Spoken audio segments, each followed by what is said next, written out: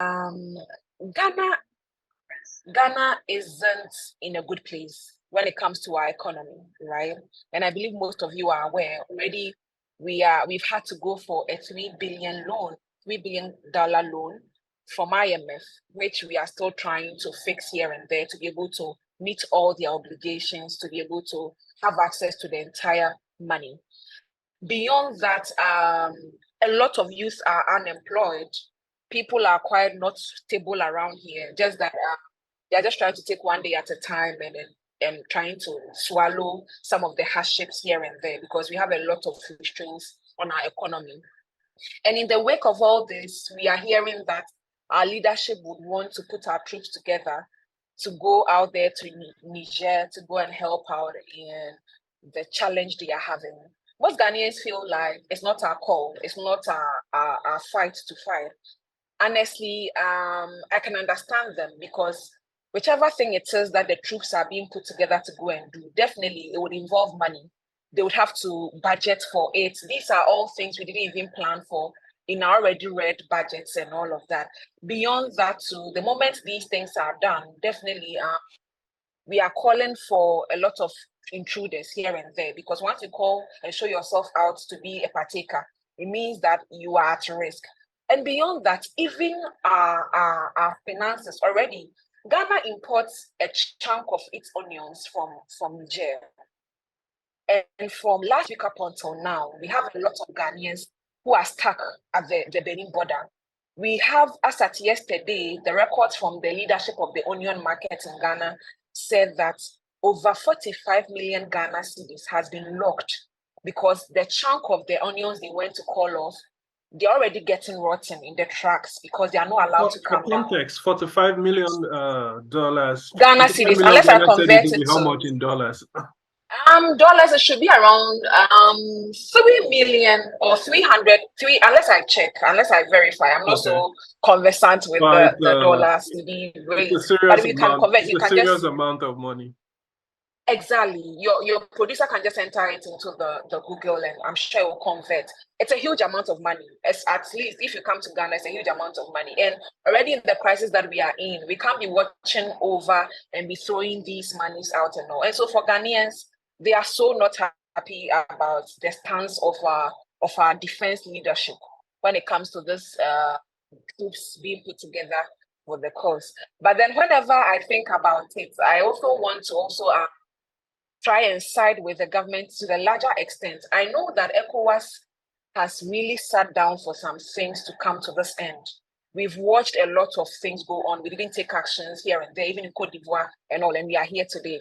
But then I'm also thinking that if anybody is presented with the two options, whether to go with a troop or to go with dialogue, I'm sure every sane person would choose dialogue. Nobody would want to choose the troops and all of that because, of course, that's a very extreme level of handling these issues, seeing that even already Mali and Burkina Faso have already joined in and saying that they're going to support Niger in case there's a troop coming from ECOWAS in that regard.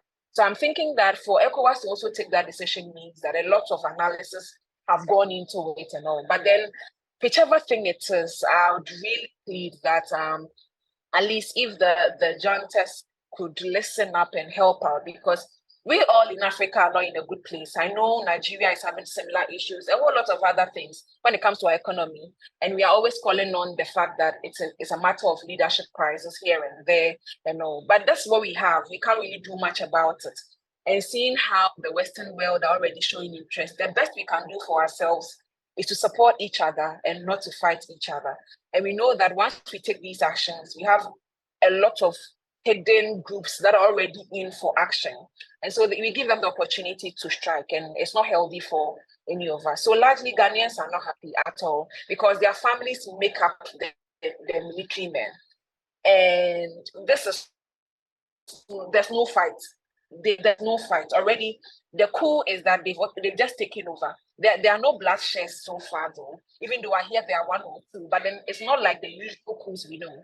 And so if there's any other way we can use it, I think Ghanaians will be happy. That's all they are saying. They don't want the troops to strike because we don't want bloodshed at all. Great. So let's go to Awetu. Nigeria has been let's say Nigeria has been on the firing line, basically. In some ways, this looks like a Nigeria versus Niger situation, even though it's basically an ECOWAS decision, especially if you look at the views. If you, for example, if you want to go by social media, it definitely looks like it's Nigeria versus Niger. Niger. Obviously, this narrative comes from the fact that Nigeria is the big brother in ECOWAS. President Tinubu is also the chairman of ECOWAS at the moment also. So how are Nigerians finding it? Especially when you look at northern Nigeria and southern Niger is basically the same thing, in two different geographical spaces, but the culture is the same, the languages are the same, the religion is largely the same, so how are Nigerians seeing this? Okay, so thank you very much. And I also want to acknowledge Millicent, like you've actually done well with your analysis. Thank you. I would say that, yes, I would say that it's just similar to what she's just saying. Like everyone is really, really not interested in this war thing. And because it's a loss if we have war. And when we begin to talk about war and the consequences of war, we realize that it's better we choose peace over war. And now, looking at it from the aspect of what people think, especially at the region where it's really, really affecting, the northern parts that are very close to Niger Republic really don't want this war.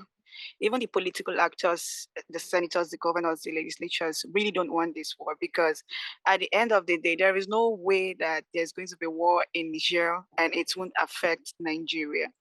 And let's look at how this thing started. We know this coup is not this is not the first attempt of coup on the past president. It's not the first attempt, but this is a successful one. And for me, I think they are trying to fight for something. And what are they fighting for? Good life. When people are so used to not being okay, the primary existence of every government is to provide security and welfare of the people. Now, when the primary existence of the government is not really moving the way it's supposed to be, it causes a lot of problems, and then people begin to take laws into their hands. And many people are poor in Niger, and they are moved by the fact that sometimes they see their political leaders, living large, and as if it's not really affecting them. And this come because people need to understand that our African leaders generally need to understand that leadership is service, and people should be prioritized in it. And if you don't do that, it affects the way and manner they behave, the citizens behave. Now, as a Nigeria, and also I'll say me too, I'm a political scientist and also have my master's degree in peace and conflict resolution. We know that ECOWAS need to do that. For this then.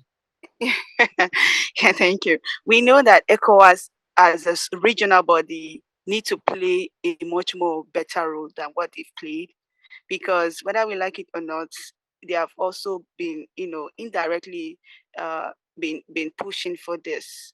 What am I trying to say? When you look at the way political actors are behaving in Africa, West Africa, when you look at the way elections are being handled in West Africa and the ECOWAS region, you begin to wonder, is there a body that is really checking this? Is there a body that is really, really trying to make sure these things become better day by day? So when we see that there is nobody that is really pushing this to make sure that this becomes a better way of, for the citizens, then you see people become rebellious. They become rebellious. And when they become rebellious, you don't have anything to tell them, because they've given you the chances and opportunities to make things right, and it doesn't really come to reality. Now, look at, I think about 7 coups have happened in the ECOWAS region in just few years, but 3 have been successful. And whether we like it or not, a lot of people are planning more. A a lot of countries are planning more. How do we stop this? Many Nigerians are not happy because look at the rise of the economic standard now in Nigeria. Things are expensive in Nigeria because of what is happening. And when we heard like Nigeria is really backing to fight, for the war, people are like, "Abeg, let me use pidgin. Abeg, make una no do am." Which kind of wahala be this one now? You understand? So we are not happy with the way things are because they have their right to do what they want to do. We know that there's supposed to be a democratic system of government where people choose who becomes their leader, not people being imposing leadership on others. But at some point, let's get to put ourselves straight to the way things are. Is the democratic system really democratic in nature? Are they really putting people first in the system? Are the voters really being put first in the system? In essence, should we consider a system of, let's say we renegotiate the democracy instead of, because there are calls for not adopting it the way it is from the West and just superimposing it on ourselves? Yeah. Should we renegotiate it? Should we look for an African type? Of course, we have like African leadership systems, which had certain semblance of democracy in it.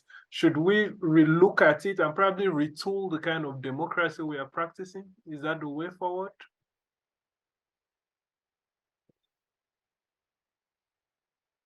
Well, I'm trying to say that it should be checked properly, because when you talk about democratic system of government, the people own the system. The people own the system. So a situation whereby people vote and they don't get what they are supposed to get as citizens, they are not being placed as priorities, then you know that there is something wrong. Democratic system is supposed to be a very good system of government where you can be able to allocate resources. You get who gets what, when, and how, of course, and judicially equity and fair play. But a situation whereby people are supposed to be put first, they are being put last. In fact, maybe after last, then you know that something is wrong. So the system must be checked. And who are these people that's supposed to check the system? Is the ECOWAS body, because they are the regional leaders who come and sit and discuss the affairs of West Africa and see how this is really the progress and development of West Africa is in place. So if you want to adopt a democratic system of government, let us do it in a democratic way. If we are going to adopt the autocratic system of government, let them know what they are. But so long the people are being placed as priorities, I mean, everyone wants good life. Everyone wants development. West Africa or Africa, we are not where we are supposed to be because we have leaders who are not really putting us as priorities or putting the development and growth as priorities. Look at the resources we have. Look at the young people. Young people enough. There are a lot of it. We are just resources. The young people in West Africa are resources alone. Then talk about the natural resources, talk about the everything that we can make, utilize it to make Africa better, but we need a good structure of leadership and putting people first. So whatever system works, for me, whatever system works that bring people to the place they're supposed to be in a country, I think for me it's better, but yeah, I get it. Quite. Okay. Yeah, so let's go to, you said something quite interesting, Awetu. You said people should be prioritized. People should be prioritized. When we look back at what has happened over the few weeks, one of the things that really stands out for me is the sanctions, Mali is under sanctions, Guinea is under sanctions, Burkina Faso is under sanctions. Of course, Niger is under sanctions now, but the one of Niger seems to be biting more because of the makeup of the country, because Niger is not Mali, Mali is not Burkina Faso. Every country is unique. The economic system of Niger is quite unique, and the sanctions seems to be biting more, especially on the people. Who should be the people prioritized?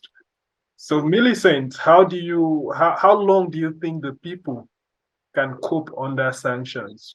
Right now, goods are not going in from Nigeria. Goods are not going in from the port of Cotonou in Benin, which is like the main port for Niger. Nothing is coming in, nothing is coming out. The border with Mali, not a lot of trade happens around it.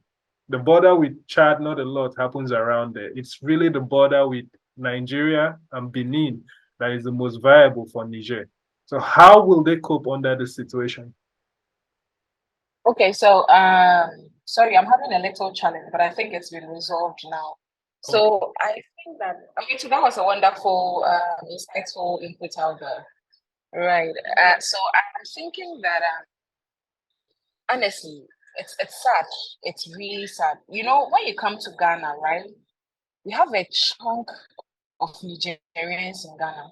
Most of them are technically refugees. Most of them, even before this whole 26th July challenge, most Nigerians, I don't think, were comfortable when it comes to their finances and all there is about them, their welfare, everything, and it is quite unfortunate that they didn't seem to have options out of their challenge than to succumb to the pressures and then go with the coup strategy, which definitely isn't the best of options. But then, honestly, I don't know how exactly things are going to turn out for them in the days ahead. Because honestly, when I was given these topics and I was reading on it, I found out that apparently even their cash dispensing systems aren't working, banks are closed, most markets and shops are closed because everybody is afraid to some extent. And we all know that even in our sub-region, democracy hasn't been here for over 30 years. It's barely 30 years, I think. And so looking at how we used to know these military coup d'etats and all that, and we moved to democracy, and now we are seeing these uprising left, right, center. From 2020 till now, you can count the number of coups that have happened just in the West African sub-region. Six successful coups and exactly, one exactly, which is quite exactly, which is quite alarming. You understand? And like Awetu was saying, most of other people are planning, most of which we probably aren't aware. Some might try, it might not be successful, but just like Niger, some might also try and probably won't be successful. Now, that gets us to find out the crust of the very problem we are having. Sometimes I wonder, I get quite emotional when I think about Africa because we have everything. Like Awetu was saying, we've been given everything we need to survive.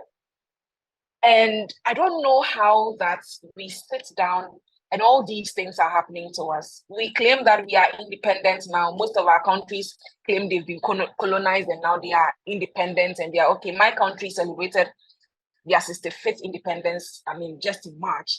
We all call these Independence Days and we are celebrating, dancing here and there, calling on this and that. But in reality, we truly aren't independent.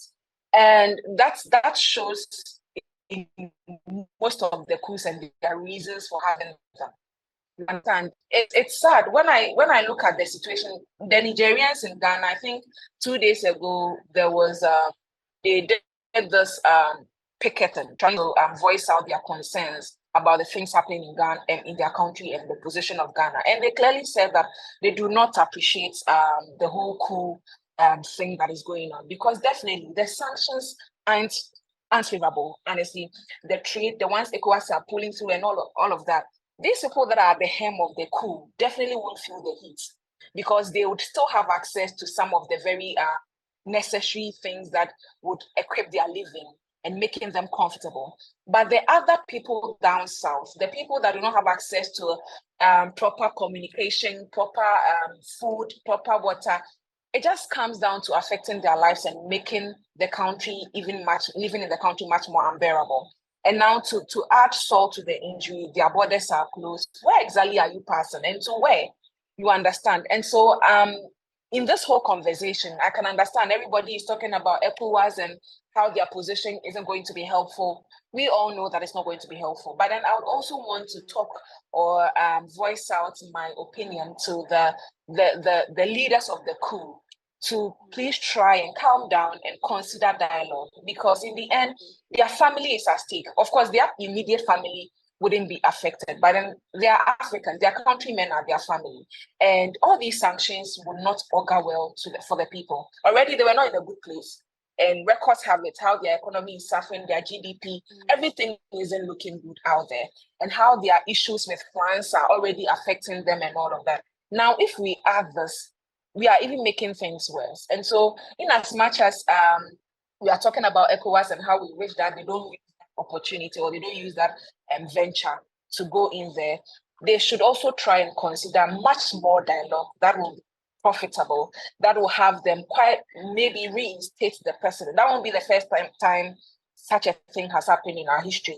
Probably not in Niger, but in Africa, there's been instances where there were coups that were successful, but then upon dialogue and diplomacy, the military stepped down and reinstated the president so that the sanctions would at least be taken off them for them to have a better livelihood.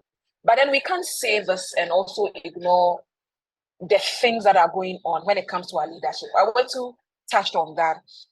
African leaders aren't helping us at all. I don't know about your country, but in my country, that is the sentiment.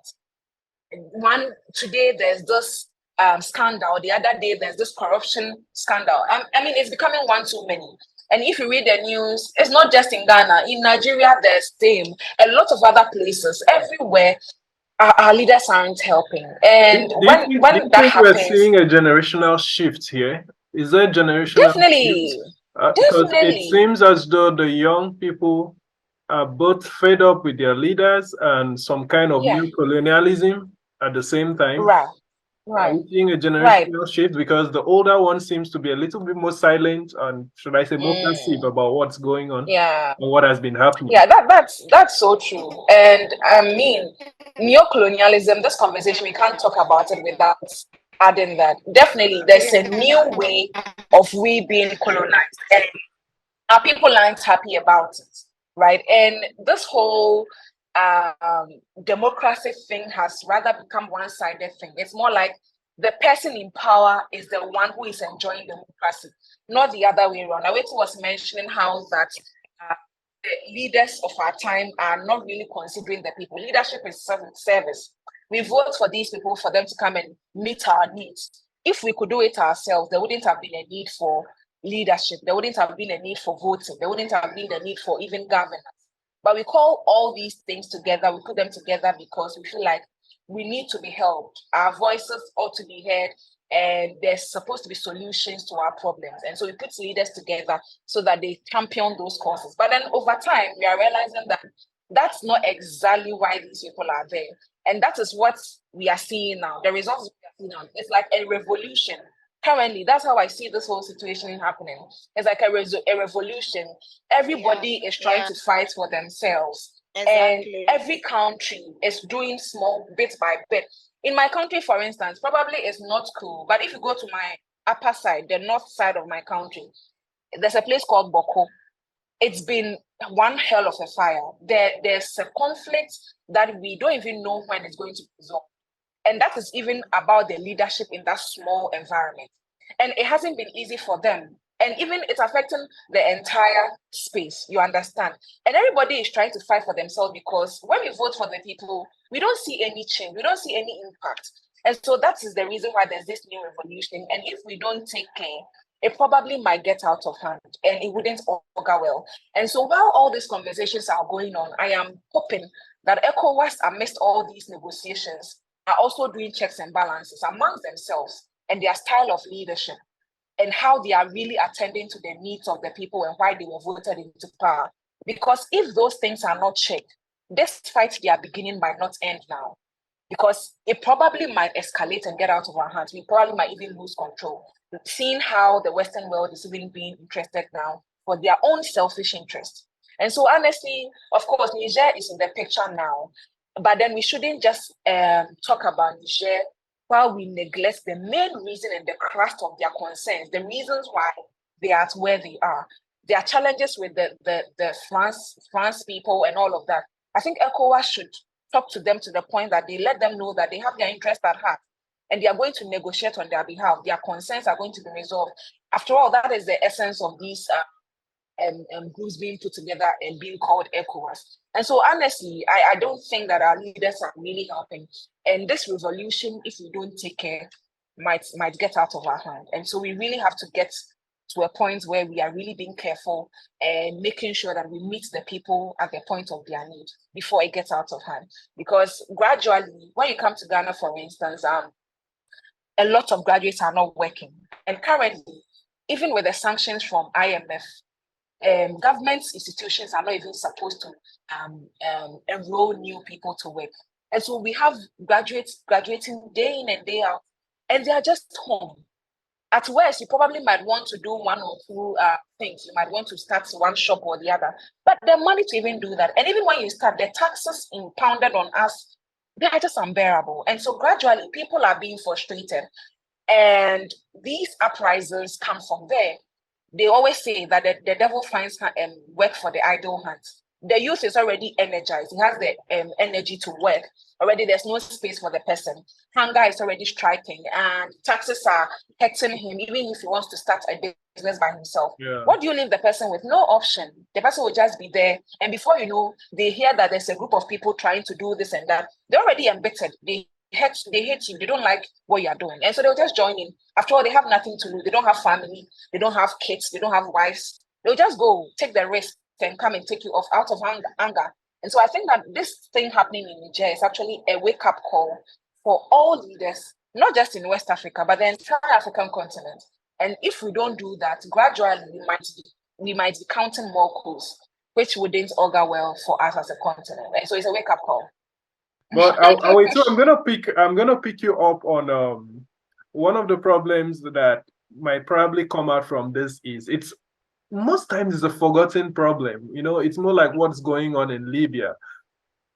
Niger is a serious route for irregular migrants heading to Europe. As we speak, thousands are held up in Agadez in different parts of Niger, just like what happened during the civil war in Libya, sorry. So how can the Nigerian government continue to guarantee a minimum amount of safety to these people while actually engaging in a potential war with ECOWAS? And these are ECOWAS citizens also. We are talking about people from Nigeria, Ghana, Cote d'Ivoire, Mali. We're not talking about foreigners. We're talking about people from West Africa also who are going to be in danger.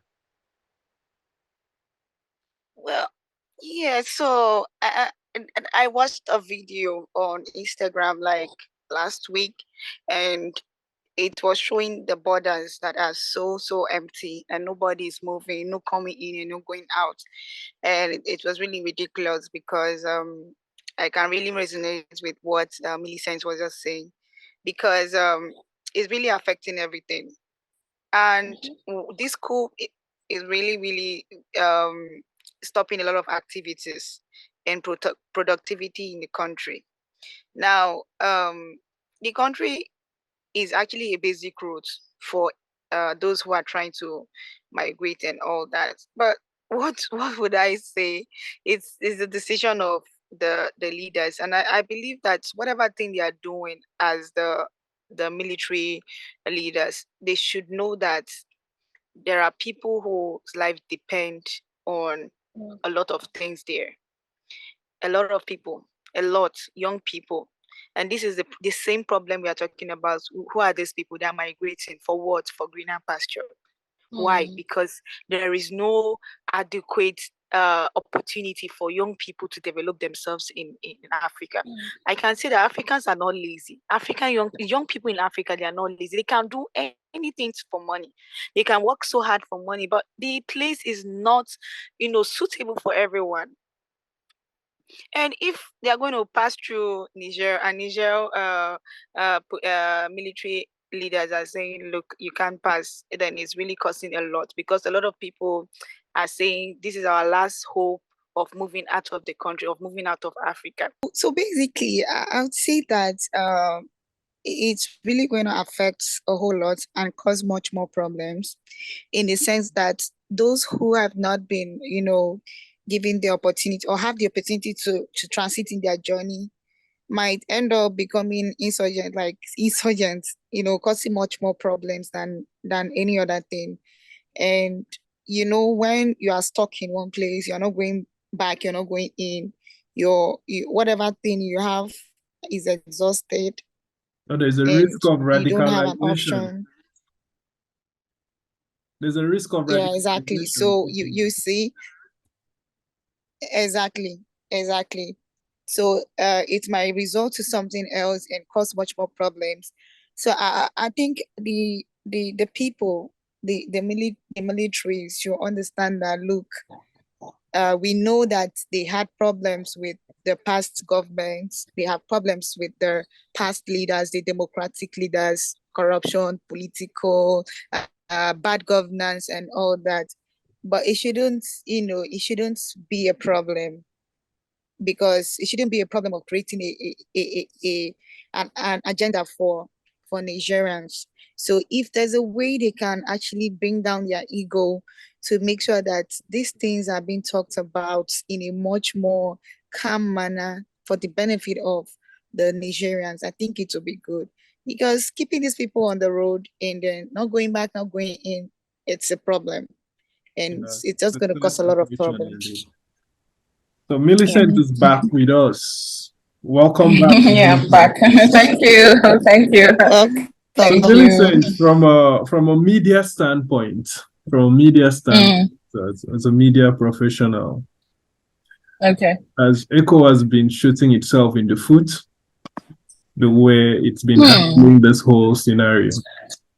Well, I think it's safe to say that their posture isn't really appealing, if you ask me, because from how they've been communicating, it's as if they know the end from the beginning.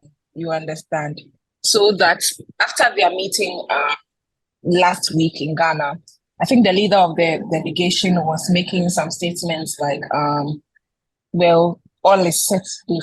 They have made the headways to put things together, and they are not going to disclose the day they will strike, but they are certain that they are going to strike if they don't listen. And I don't think that's a good strategy when you are going to war. Nobody going to war envisages to go and lose.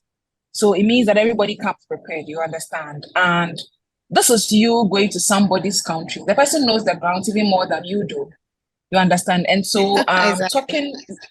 talking the way they are talking, especially from even my country, the leader of our defense team was also saying that all the troops should go to their leaders in their countries and ask them for anything they need, because they will make sure it's provided to them, so that once they mention you go, it's like you are just trying to put the posture out there that you know what you are about and they should just be there. You are coming for them. And I don't think in a situation this delicate, this is how we put ourselves out there.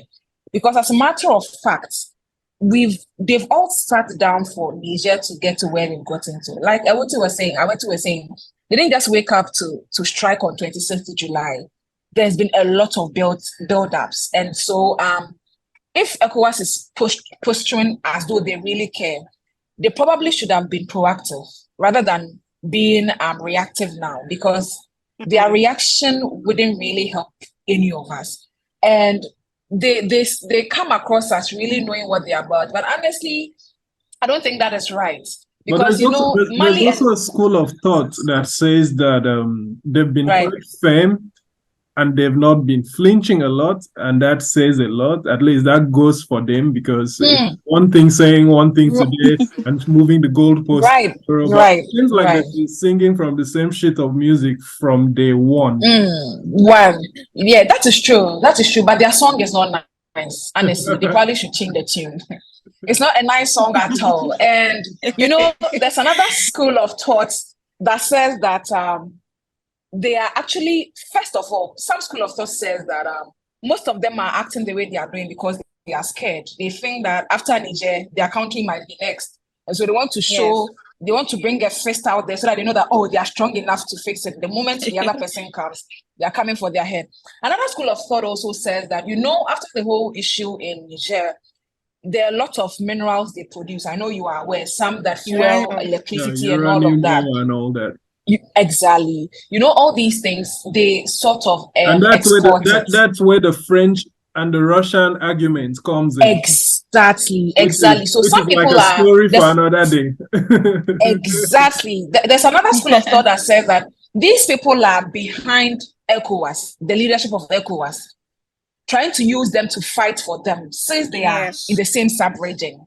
Which I wouldn't be surprised, because I'm an African and I know what our leaders can do. You understand? This is not me being malicious or anything. But then that school of thought is also there. Aside the fear, there's another side that they are being fueled for some selfish interest of some people out there. And you know how in Africa, the moment the white man says this, we are all running after them because of what they will provide, which is mostly really not for the benefit of all, but just for some few people. And so honestly, even though ECOWAS has been very consistent, and they always say that we are always talking about dialogue and diplomacy, but they have used those things when it came to Mali, when it came to Guinea, when it came to Burkina and all of that, it didn't amount to much. And so they are trying a new strategy. I understand.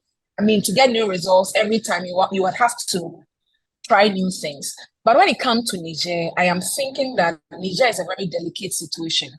Seeing the country itself, what they stand for, what they've been in the past, their history, their economy, the people in there, and all there is. I believe that probably the strategy that was used in Burkina, Mali, and all didn't. But maybe it's too early in the day to try and start striking with missiles here and there. Rather, I believe that no, they shouldn't go there yet. They should rather step down, like we all are thinking. They should try and in that same consistency, try and calm down in ego, even in their conversation, in their communication out there, what they put out there. Because the moment you don't take care, you probably would even be getting the people more angry to even do worse things. Because I am in my country, I know what is happening there. You don't know it much more than I do because I'm living in it. And I also know how bad my leaders probably might have treated me. And so if this is my resolution and you think it's not the best for the people, you rather have to come in a very calm way, in a negotiation way, not that you know what you want to do and you will strike on a day that they don't know. I think these are military men too. And there are already a lot of groups in the hoods, like I was saying. We have Boko Haram, we have ISIS, we have all these people already in the wait for some of these things before they strike, you understand? So once we do these things, let's give them the opportunity to strike and hide under the shadows and put the whole Africa in chaos. And it wouldn't help us. So yeah, I don't think ECOWAS, even though they are being consistent, their song is not nice. They rather should change it. Yeah. Yeah, perfect.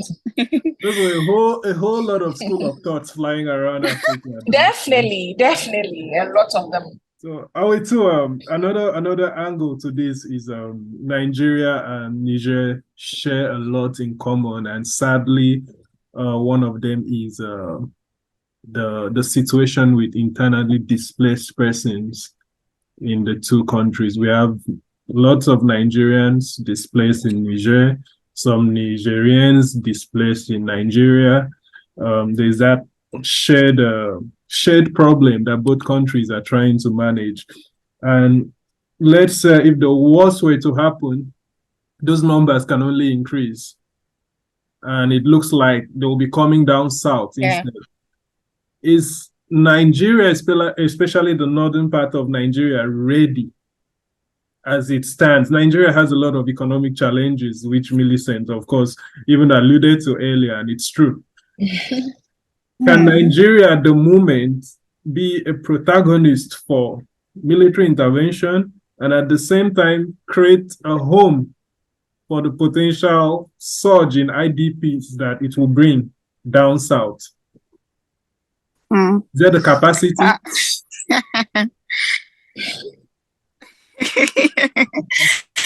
Okay, thanks for that question, and kudos to Millicent for that great analysis too.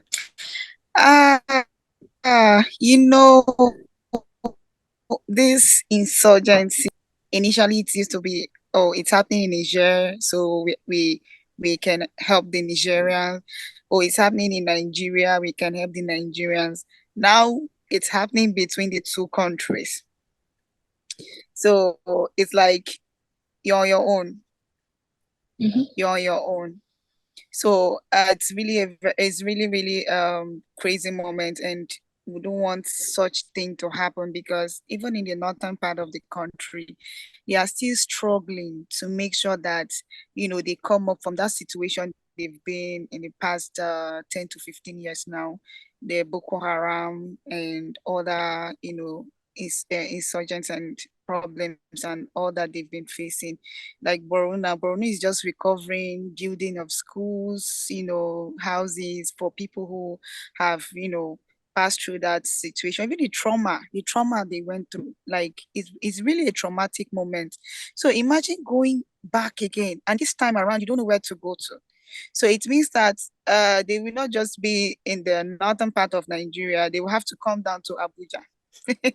Since they have enough security in Abuja. But this is what we are saying. We don't want this to happen, because at the end of the day, the people will suffer.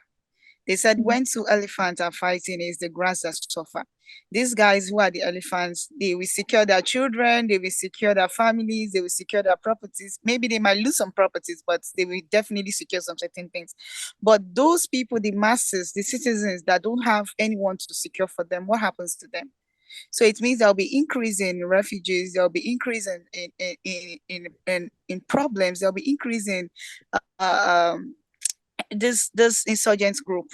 There'll be increase in a lot of young people going to different kind of vices to make sure that they are able to survive, and it's not good for the growth and development of West Africa. That's the ECOWAS region and the Sahel. So I'm sure definitely they'll be listening to us, and then we are hoping that young people in West Africa should keep pushing and also keep campaigning for ECOWAS to, they should massage their egos and bring it down. And also the military too should massage their egos and bring it down.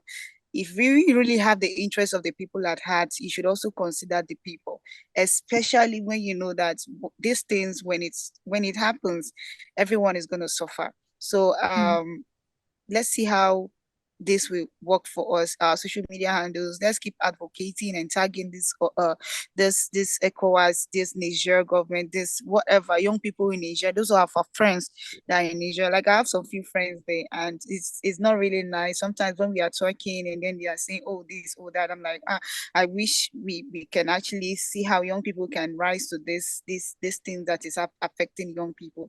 It's not really nice on their part, and they don't wish for anything like war in their country too.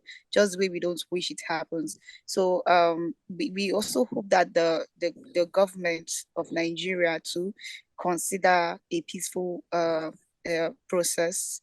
There should be a good mediation, international partners, civil societies, and individuals, those who are into stuff like this should come together and see how they can advocate for a peaceful mediation between the ECOWAS, between Nigeria and between the Nigerian, because that is all what we want. As a Nigerian, you being a Nigerian, I have a question for you. And, okay. Do you really think, because of what you just said, do you really think Nigeria has, of course, we know if there was going to be military intervention, Nigeria is basically going to fund the major part of it. But do you think Nigeria deciding to say, okay, we don't want any kinetic approach of any kind, do you think the other countries would toe the part? Or because we've seen Cote d'Ivoire, for example, the president, Alassane Ouattara, after the last heads of state meeting, he basically went back. He approved to offer a battalion of Ivorian soldiers equipped with supplies for 3 months and everything. 3 months or 6 months, I have to confirm that again, So it seems like Nigeria may not necessarily call all the shots here. Or do you think they do? Well, I'm not in the planning agenda. But no, it still goes back. It still goes back to the narrative going around that this is Nigeria because Niger thing. But we're actually seeing other countries act more in a more belligerent fashion than Nigeria, actually. Yeah, definitely when things happen like this, you definitely have people who support your motion. You have people who are actually moving for your motion and supporting you. Sometimes they also have interest also. So, but in everything, I think Nigerian is always trying to claim a lot of titles. And then allow. I don't Millicent will agree with that. I agree. Allow. and looking at the way things are, they will always want to make sure that, we've said this and we have to. But definitely, if you are really considering the people, you will know that the right decision is mediation and peaceful negotiation and all that. It is not about if you are a giant or former giant. I don't know, it's on a lighter note, but but yeah, sometimes the big one will always say, okay, yes, I'm matured, I should think in different perspective. And this really happens when you surround yourself with the kind of advisors as a president you surround yourself with. So if you're a leader, what kind of people are you surrounding yourself with? What kind of think tanks are you surrounding yourself with? We need people who are vibrant, who can think on 2 perspectives or 3 perspectives, plan A to Z, not just plan A and B. So this is what we are saying. They should utilize young people who are intelligent, young people who are exposed, young people who have the capacity. When you have young people whose brains are still, working, I think sometimes this whole thing is really is going archaic. We should be talking about how they can be able to use better approaches to have a peaceful process and all that. So whatever medium they want to use, we still want to preach peace. We still want to preach dialogue. We still want to preach negotiation. We still want to preach them coming together for the interest of the people. Yeah, I think all right. So going with mediation, an alternative dispute resolution of some kind. Going back to Millicent now, the hunt have put. Finally, we've had something from them. It's more of ECOWAS saying this and that, sending emissaries to them, mediators to them. But for once, they've offered something. And that is a 3-year transition program. If you were President Nana Dankwa Akufo-Addo, or President Bola Ahmed Tinubu, or Alassane Ouattara, or Macky Sall, would you accept a 3-year transition program instead of military intervention? Military intervention, right? So, thank you, Francis. Right. So, like Awetu ended, the note Awetu ended at. So, we want mediation, we want dialogue, negotiation, we want understanding. We don't want blood kind of banter. But in as much as we want that, okay, the language in this whole situation isn't just about what anybody or everybody else wants. I believe that the group ECOWAS, right, was formed for a reason. The same as the group UN, AU, and all those people coming together, all those countries coming together. Definitely, it is for the good cause of each and every one of these countries, right? And definitely once you want to put a group together, there are supposed to be rules and regulations. And so once there are rules and regulations, you make sure you don't breach it.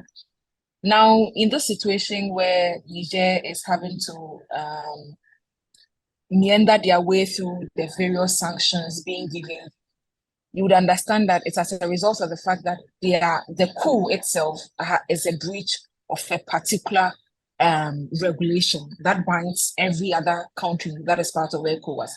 And so once you do that, the option is that you are sanctioned. That's also part of the agreement everybody agreed to. And when you tell me that you would need a whopping 3 years to make amends, I honestly think it's really, really on the higher side. Look at Mali. I think Mali is in their 3rd year, right? Well, they didn't give a timeline that in 3 years they are folding up. but they still have one or two. They are still not in a good place, if you ask me. And it's been 3 years, and nothing really is doing well out there. You understand? And this is Niger. We are not even a month already, and banks aren't working. We are not even a month already, and cash isn't dispensing. A whole lot of hardships here and there. Like I said earlier, Niger's situation is very delicate and individual. And so we can't look at it in a broader perspective and then project it on the other people or project the other people on Niger. And so if you ask me, for Niger, 3 years is too much. And I just wish that they would calm down, right? They would calm down and massage their egos, as Awetu was saying. But then if I were president, like your question is, and I was part of the ECOWAS, honestly, seeing the impact already, I would wish that they calm down. And so I wouldn't just accept it, and I wouldn't go in with troops. I'd rather want to negotiate, that they calm down even much more. Are we in a situation where everybody knows what is right, but nobody wants to come out of this worse than the other person? It looks like it. It looks like it. Nobody wants to succumb because they've seen, I mean, there's precedence. There's precedence. So ECOWAS has the various countries like Mali and Guinea and all, with precedence of the dialogue not working. And then Niger also have precedence of other countries, like even Niger and Guinea and all of that, and seeing what's still happening there. I don't think that's what they want. So everybody is kind of protecting their coast, which is safe. But then I think that at some point, everyone must meet the other with a hand and shake some things off. If not, we are not doing ourselves any well. And so for the 3 years, of course, that's a very good move from them, because I barely meet these situations where people have coups and they give you ultimatum for them to fix things and all. I'm sure within the 3 years, they probably will have plans. They probably would want to put some things together, put some things in place, negotiate some things better with the French before they hand over power, because they feel like those things were not negotiated on properly when democracy was in the picture. And so they think that in this period, within the 3 years, they probably can do one or two things. But honestly, the country is not just for some few selected few. It's not for some selected few. So we can't say that as and when we feel like what is right, we do it. If that was it, I'm sure no African country would be having democracy now, because everybody literally have had it to the top. Because like you were saying, neocolonialism is all over. We are actually facing colonialism in another way, which is even more dire. We don't have slavery anymore. Yeah, we don't have slavery anymore. But for my country, for instance, we have IMF with a cane on our neck, how to spend our money. We have to do this with our money. We have to do that with our money. If you don't do it, there are sanctions. And I don't blame them. I blame our leaders to a larger extent, because the little we are giving, if probably we were managing it well, we wouldn't have to get someone from somewhere to come and tell us how to use our resources. You understand? And so honestly, it's a bigger challenge. But we really cannot also stand in this trouble and try to fix the trouble. And so at some point, someone has to come down. So the 3 years is a good move. And it tells me that largely these people are ready for negotiations and better ones. And so I think that if ECOWAS has anything to do to help and minimize these years, they probably should step up and get to French, talk to the France, their colonial masters who they think are not treating them fairly. The former and also colonial the leadership. masters. Well, technically, I mean, I'm still right technically, because they've not left. They are just in the shadows. I'm telling you, they are just in the shadows. You understand? And so, Francis wants me to say former, so I'll say former. So to step between them and their former and help them get what they want. I think that if there's any help ECOWAS wants to give to them, that is the best. Them get what they want. I believe if they get what they want, just tomorrow or the next, if you want them to do what you want, they clearly will do it. Other than that, you have no option, because you've not given them their answers.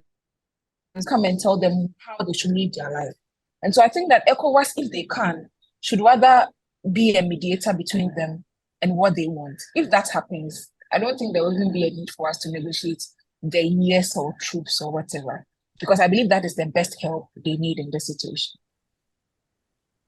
All right, Awetu, Nigeria has sent a lot of mediators. The former head of state, Abdulsalami Abubakar, one of them, the Sultan Sokoto, was part of the delegation also.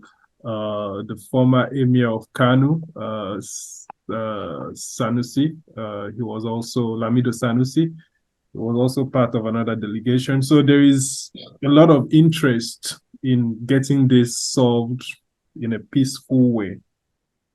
But do you think Nigeria, after all this, would be ready to accept this very long transition program? And don't forget that we also have a situation in Guinea where they're already saying they don't have money to conduct elections because they are close to the deadline also. So 3 years could technically not be 3 years.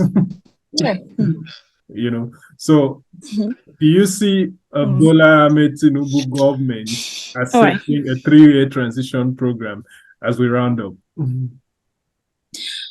Thank you, Francis, for that question, and well done, Millicent. Always doing it well. Yes, so I'll Learn say from that.